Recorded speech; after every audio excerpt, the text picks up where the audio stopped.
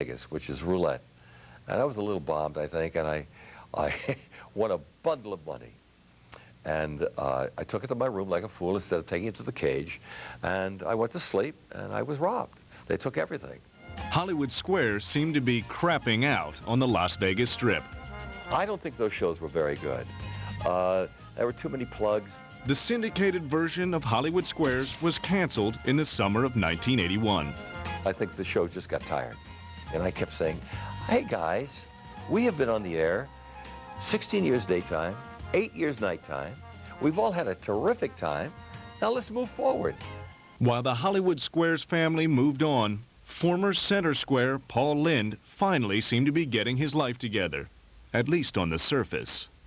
I saw him, and he was clean and sober, and he looked terrific. His attitude was wonderful, and he hadn't had a drink in a long time, and I was really happy for him. That's the last time I saw him. On January 11th, 1982, Lynde's pals became concerned when the actor failed to make an appearance at a birthday bash. His friends decided, you know, we better go check on Paul because this is not like him. Not to show up at a party because he's always the first to arrive and the last to leave. So they jumped in their car and they drove over to Paul's house. And when they didn't get an answer at the front door, they were able to force the side window open, and they went in and they found him in his bed. He was naked, and he obviously had died sometime prior to that. The official cause of death was a massive heart attack. Unofficially, it was believed that sex and drug use contributed to Lynde's cardiac arrest. Paul Lynde had gone out on Saturday night and had either met somebody or had someone come over to the home.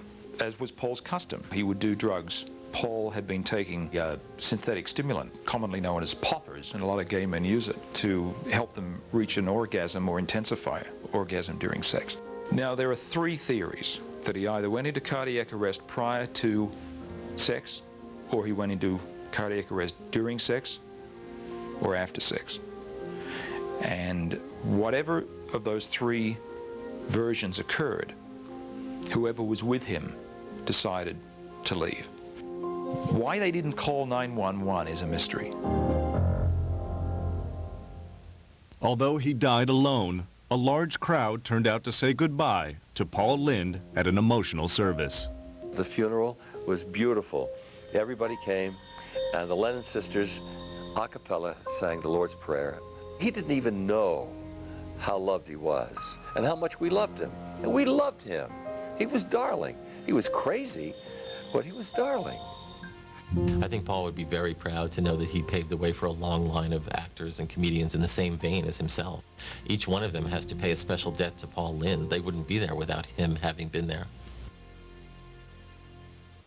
In 1983, new producers decided there was still some life left in Hollywood Squares. They brought the show back as part of an hour-long pairing with The Match Game. But original host Peter Marshall was bypassed in favor of 35-year-old John Bowser Bauman of the singing group Sha Na Na. The low-rated revival lasted just one season. It was a hybrid, and it was really kind of a horrible show. That kind of contributed to his demise. I felt badly for everybody. I felt badly for Squares, first of all. And it was produced badly, and it was done badly. I think that was perhaps Hollywood Squares' least desirable version. Maybe the show wasn't the best version of Squares. It was also not the last. By the mid-1980s, Hollywood Squares was off the air, just a fading memory. But a new team was determined to resurrect the former TV favorite. In 1986, 44-year-old actor-singer John Davidson looked for a new challenge that would give his nice guy image another dimension. The former Squares regular made a plea to executive producer Rick Rosner. I want an action series. I want to be something gutsy. You know, I want to be $6 Million Man or something. And so he calls me and he says, let's have lunch. I got an idea for you. When they got together, Rosner made his pitch. We're going to bring back Hollywood Squares, and I want you to be the host. And I said, oh, no, I don't want to do a game show. I want to do an action series. And I was singing in Vegas at the time. And he said, no, we're going to do it different. We're going to do it like with variety bits. We're going to do bits with you. Davidson liked the idea, but he was worried that original host and longtime friend Peter Marshall would be miffed about not getting the job. Davidson picked up the phone. He said, they've asked me to do Squares, and I said, well, you do it. You'll be terrific. Peter was so understanding of that. He said, look, this is the way they do. They think they're going to bring it back, and so you need some new blood. It's just what they do.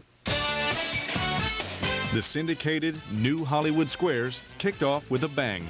Megastars Johnny Carson and Burt Reynolds sat down for the pilot. The show premiered on September 15, 1986, with a fresh look and a faster pace. We brought a lot of energy to it and craziness to it. We hyped the audience up more. They contemporized it beautifully and put in a new end game using cars, and also they made more personalities out of some of the squares. So for instance, when Wolfgang Puck was on, he would be cooking recipes while he was playing the game. The show received respectable, if not spectacular, ratings that first year. For season 2, producers decided to incorporate a family of regulars. In July 1987, Joan Rivers signed on to take over the center square. The high-profile job was a godsend for Joan. Just 2 months earlier, Joan was dumped as host of her late-night talk show on Fox Television. I wasn't working. Nobody wanted me. They had cut me a very good deal in the beginning, and then when they realized she's not as hot as we thought she was, they cut the deal in half. And I still didn't care. I still went back. Before Joan could begin taping her episodes, she received heartbreaking news. On August 14, 1987, her husband, Edgar Rosenberg, committed suicide after a long battle with depression and medical problems. In the wake of her loss, producers wondered if Joan would be able to do the show. I never considered withdrawing, as I've always had bills to pay and relatives to support. The New Hollywood Squares was a very important moment because everything was shattered around me. Joan was joined on the show by 32-year-old actor Jim J. Bullock. Bullock was best known for the hit sitcom Too Close for Comfort. He quickly became the show's loose cannon. Jim would be hanging out of his square upside down and hanging himself with his tie up and the thing. He brought a craziness, a spontaneity. What are we going to do with Jim J? How are we going to control him? Sometimes I didn't know where he was going. I just tried to stay out of his way. But he was brilliant. What was the name of Jim and Tammy Baker's theme park in Charlotte, North Carolina? Heritage USA, go with it! I just was being who I was in that square and just having fun with it. I just did what I did. They wanted Jim J to be the Paul Lynde of the New Hollywood Squares, and he was hilariously funny. I think almost too funny, and maybe too advanced for his time. Bullock's flamboyant humor raised a few eyebrows. There were times when Rick would say, I think you're crossing that line. What line? You know, the gay line. And I would go, well, if I'm crossing the gay line, I'm crossing the gay line. I can't help it. Before Squares, Bullock kept his sexuality a secret. The show felt like therapy. I sort of blew the hinges off my closet doors, you know. And so I sort of felt like it was ridiculous for me to try to hide any longer or pretend any longer. I was tired of it. I didn't want to. You know, I just wanted to be myself. While Bullock was expressing himself, host John Davidson tried to escape the shadow of his Squares predecessor. When I replaced Peter Marshall, I realized I could never fill Peter Marshall's shoes. You got to bring your own shoes to the studio and find your way to fill your own shoes best you could. I think John Davidson filled the void of Peter Marshall quite well. They had similar backgrounds. They had been performers on stage and on television. They were both able to step back and let the celebrities be the stars of the show. He was adorable and he was charming, but he wasn't Peter. And you'll find that even on Broadway, I don't care if the original girl in the show is halfway decent. A replacement comes in, and she's never as good as the original. Never. And she could have more talent than the original, but the original is the original. The New Hollywood Squares featured plenty of interesting guests. From up-and-coming radio personality Howard Stern to smart-aleck alien puppet Alf. We had him on a lot. Oh, Alf is sitting next to Zsa Zsa Gabor. And Zsa Zsa says, "He doesn't bite, does he?" And Alf says, "No, that'll cost you $5 extra." Roseanne we had on early. I didn't get it. I thought, here's this loud, obnoxious lady. I didn't get Roseanne. I had no idea of the star that she was going to be. Many viewers felt the show lacked real star power, a view shared by Joan Rivers. You would look around and say, who are these people? I once asked someone to put my lifesavers up in my box. I thought it was a stagehand, and it turned out it was one of the stars. The new Hollywood Squares struggled in the ratings. After 3 years, the show ended its run in September 1989. I think maybe we didn't have enough really hot stars on. It was still a very funny show, but I think probably that's why we went off. Joan blamed the cancellation on a changing trend in daytime television. Nobody was watching game shows. The Jerry Springers were beginning, and Oprah was coming into her own, and it was all about, I slept with my grandmother, and then a big smile and then no teeth there. And that was what was going on. And game shows were just gone. Hollywood Squares left the air. But in late 1991, King World Productions bought the rights to the classic title. King World distributed other game shows like Jeopardy and Wheel of Fortune. The company wanted to resurrect the Squares franchise, but a legal battle kept that plan on the shelf for 6 years. In 1992, plans to revive the Hollywood Squares were bogged down in the courts. Non-stop legal wrangling left the classic series in limbo. The new owners of Hollywood Squares, King World, expected to put another version on the air right away. There was one big problem.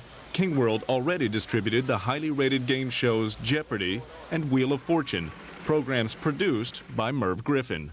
Of course, part of Merv's deal on that is certainly they can't distribute another show that might be in competition with one of his shows. Both sides played a high-stakes game of legal tic-tac-toe until a settlement was finally reached in 1997. In order to get Hollywood Squares off the ground, King World had to partner with Columbia, which was the production entity of Wheel and Jeopardy, and they together distributed Hollywood Squares through a unique arrangement. King World's top players, Michael and Roger King, were willing to spend big bucks to fill the prized center square. According to reports, Billy Crystal was offered $9 million, but said no. $3 million didn't do the trick for Seinfeld's Jason Alexander, who also passed.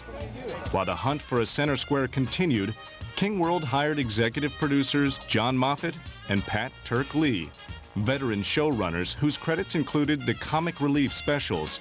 Bruce Vilanch, famous for providing jokes for the Oscar ceremonies, signed on as Hollywood Squares' head writer. King World Vice Chairman Michael King outlined his expectations for the show. He wanted to bring in talent that ordinarily wouldn't do a show like Hollywood Squares. To do that, King World needed someone who had clout with the A-list. Oscar-winning actress Whoopi Goldberg fit that description perfectly. The 42-year-old performer wanted a change of pace. She approved of the familiar faces already on board. They had Bruce Vilanch, Dave Moffat Lee, people she was comfortable with, had worked with for many years. The money wasn't bad either. In January 1998, Whoopi signed on for a reported $7.5 million a year as both center square and as a co-executive producer. The Kings were ecstatic. We think we've got something that's unique and different, and in a 75-channel universe, that's hard to do. We all put our hands together like this, said we're going to do this together and we're going to have a great time. The show still needed a host. Former Entertainment Tonight anchor John Tesh was considered, but the job went to 43-year-old radio and television personality Tom Bergeron. The New England native gained national recognition as host of the morning show Fox After Breakfast. When Tom came in, he went into like hyperspace. He was somebody that was unlike anybody else. There was no doubt he was our first choice. But Bergeron had some qualms about accepting the gig. It's the game show host label. It's sort of show business's equivalent to a used car salesman in some respects. But the solid reputation of the creative team won over Bergeron. In August 1998, the giant square lit up once again at CBS television studios in Los Angeles. Early guests included Whoopi's old friends, Robin Williams and Billy Crystal. It just all felt like it was clicking in those early tapings before it had even debuted. Producers quickly realized that Bergeron, like Peter Marshall and John Davidson before him, was clicking in the MC's chair. He never tried to top people, and certainly not Whoopi or any of the other comics. He tried to just draw them out and comment on them, and he always had something that was pertinent and sometimes added to the joke. But only a few weeks into its new incarnation, Hollywood Squares sustained an unexpected blow. Shortly after taping a week of shows, Olympic gold medalist Florence Griffith Joyner died suddenly. Producers debated what to do. The show was already edited and was going on that Monday. We thought, you know, why would we not have it on? Because we could do an homage to FloJo. Goldberg taped a special intro for that week's programs. Whoopi dedicated the shows to the memory of the athlete. Her family really appreciated that and actually had commented that they really enjoyed that last week of seeing her. While Whoopi was front and center on camera, the bosses at King World pressured her to use her star power off the set. They evidently told all the buyers that now that we have Whoopi Goldberg on, we're going to get the biggest names in Hollywood because she knows all these people. She knows Tom Cruise, she knows Arnold Schwarzenegger, she knows Tom Hanks. They're all going to be on the show because of Whoopi Goldberg. Well, we didn't know this, and Whoopi didn't know this.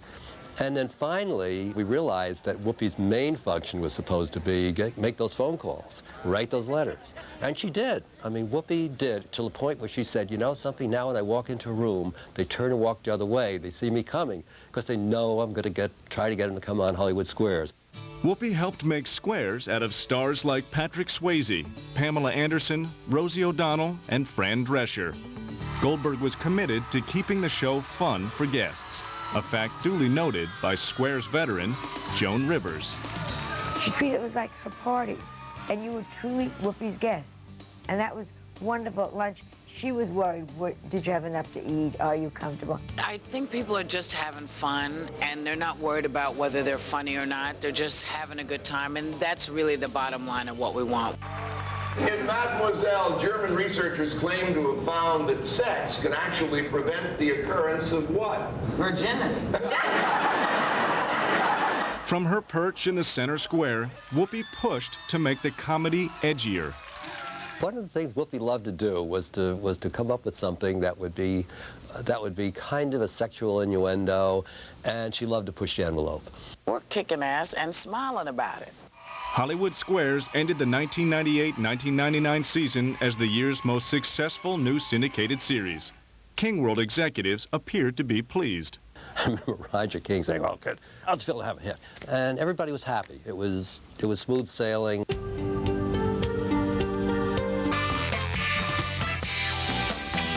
In 1999, Whoopi Goldberg finished her first season on the Hollywood Squares.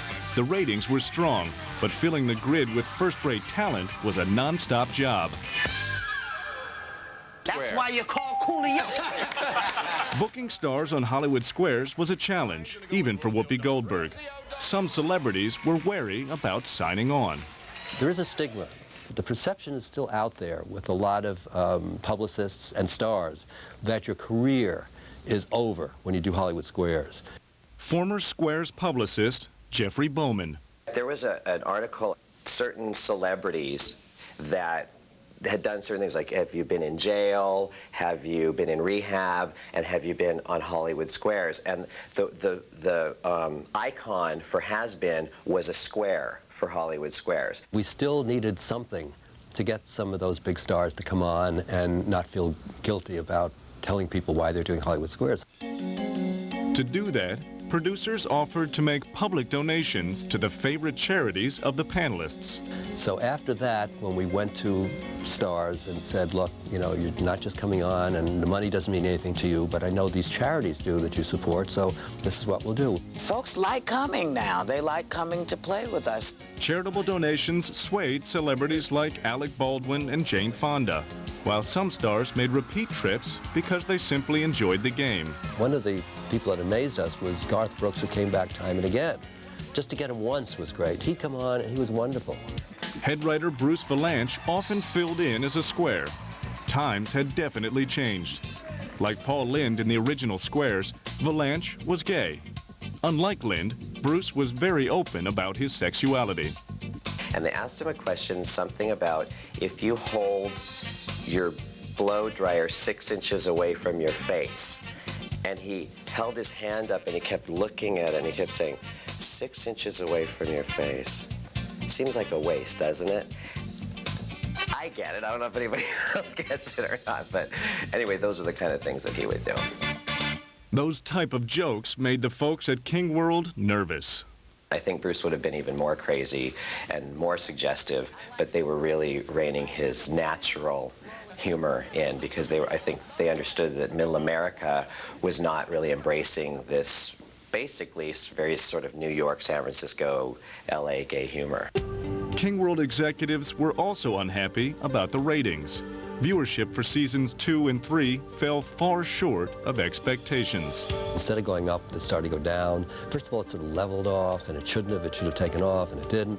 During season 3, the struggling Hollywood Squares rarely made the top 10 ratings list for syndicated shows.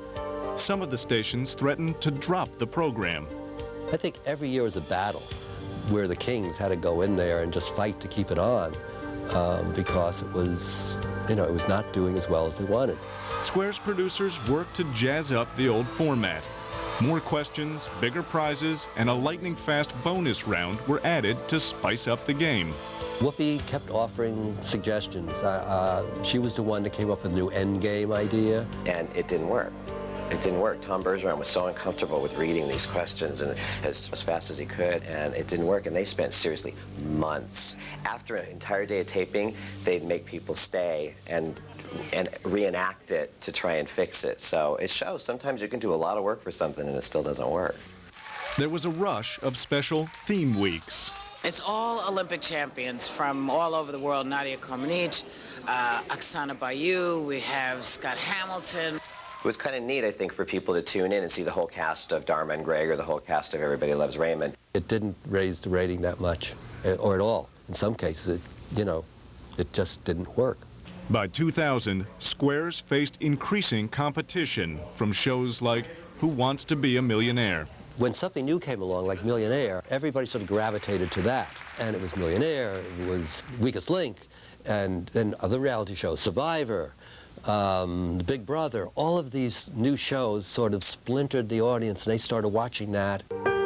As season 4 kicked off in 2001, there was also a concern that Whoopi Goldberg had spread herself too thin. I think Whoopi was tired. I think that she had so many different things going on, and she was always producing something or being on another TV show. She sometimes didn't seem to really enjoy being there, and I think that sometimes the audience got that. With the ratings continuing to deteriorate, King World Chairman Roger King read producers the riot act. Roger would come in and rant and just say, you know, guys, I'm just telling you the facts. You know, these are the facts. The facts are this. The show's not doing well. We have to do something. We have to fix it. If you don't fix it, then we're going to go somewhere else. The pressure to deliver big name stars, that was the biggest pressure. That's what we heard all the time. Why isn't Tom Cruise on this show? Why isn't Nicole Kidman on this show? And even when they would get somebody wonderful, like, Jane Fonda or, Gillian Anderson, people like that, it was just never enough. There was a lot of pressure on Whoopi about the ratings, and constantly on Whoopi to bring in the talent, and she did everything she could. She really did. She was as frustrated as all of us.